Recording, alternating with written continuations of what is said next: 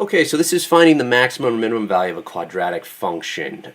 The first thing that you're going to want to really identify is whether this function opens up or whether this function opens down.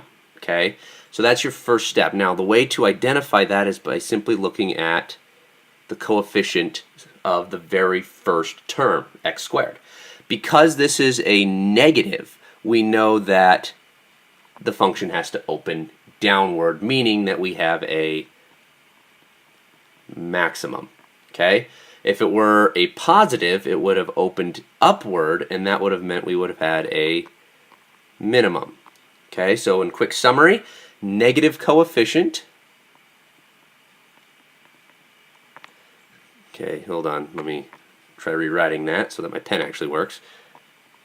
Negative coefficient, that's all I'm going to write, coef, is a maximum. A positive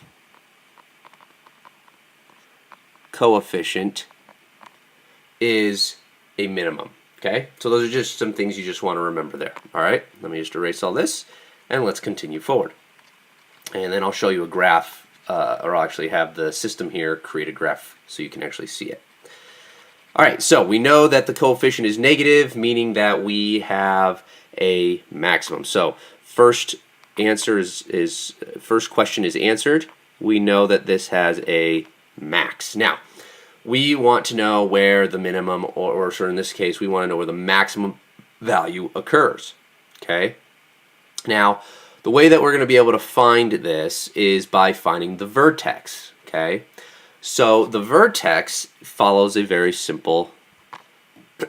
So let me put negative coefficient here.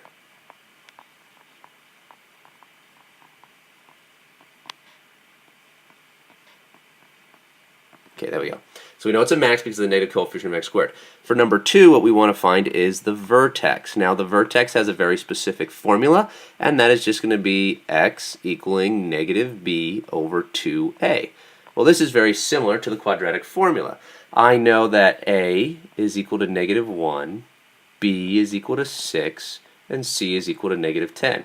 Luckily, I really don't care about c, so I'm just going to scribble that one out. Matter of fact, I'm just going to erase that one because we don't need it.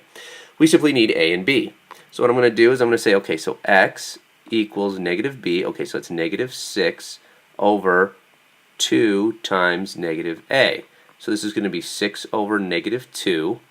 And negative 6 over negative 2 is a positive 3. So I know that the x value for the maximum occurs at x equaling 3, because that is my vertex. Okay, so there's my answer for number 2. Where does the minimum or maximum value occur? Let's go to question number 3. Question number 3 is asking what is the function's minimum or maximum value. All that is asking for is what is the y value when x is 3. Well, we already have a formula, g of x equaling negative x squared plus 6x minus 10. Now remember, g of x is just another way of saying y equals negative x squared plus 6x minus 10. Okay, that's all that is.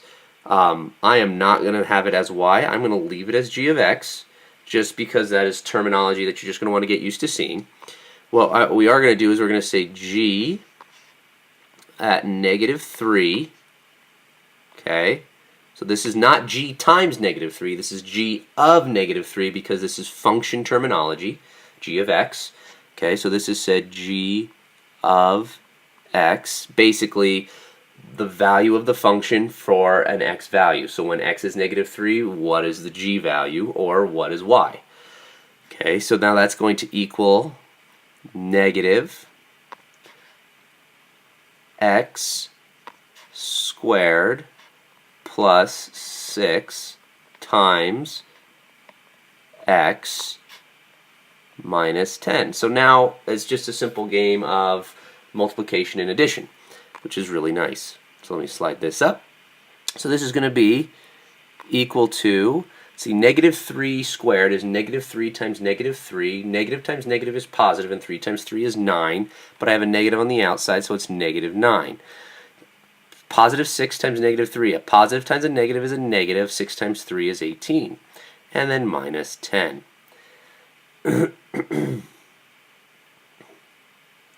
Sorry, we have an issue here. I accidentally said negative 3 and needs to be positive 3. I apologize about that. So this is actually a positive 18 and a negative 9 still. Okay, here we go. Let's continue forward from this point. Sorry about that.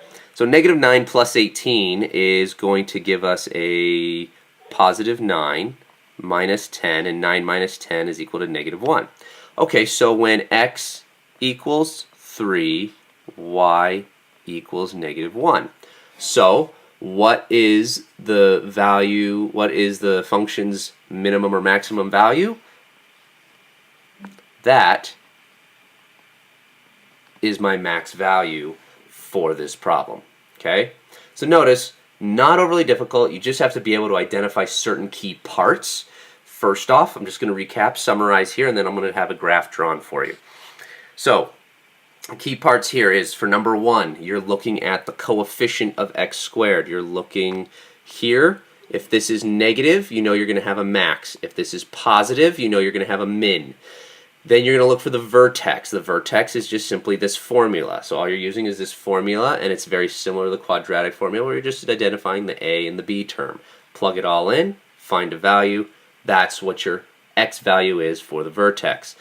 When you are looking for the value of the max, all you're doing is taking x equals 3 and plugging it back into the original equation and solving for y. That's all you're doing. So now let's go ahead and tap in a math graph here. Give me just a second as I type this out. Hold on.